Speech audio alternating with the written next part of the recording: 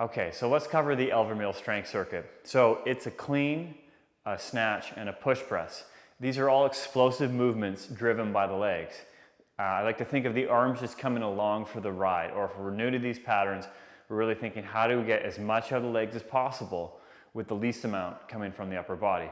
So with all these patterns, we're using our same good deadlift or hip hinge action, with the exception of the push press, which is just a small mini quarter squat with a lot more knee bend going this way instead of the hip hinge. The hip hinge is a lot more the hips hinging back and away. There's 5 reps of each of them, but for the video I'm just going to show 2. So this is what it's going to look like. This is the clean. I take my deadlift position and I re-rack and stand tall for a sec. I try and fire it up. The snatch builds on the clean in the sense that it's still going straight up overhead. So it's going to look like this.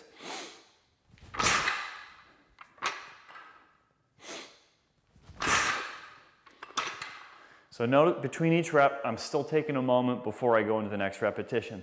The last one is the push press. The weights hang out the shoulders. I take my same squat width stance. I put a little bit of knee bend in it, and I'm trying to figure out how I use my legs to drive the weight up overhead.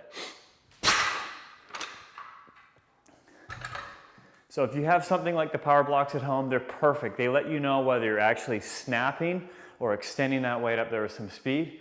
Otherwise, if you're using a dumbbell, you're still looking for the same sort of feel or the quality of the weight getting light as you drive it up in the air. Give that pattern a go.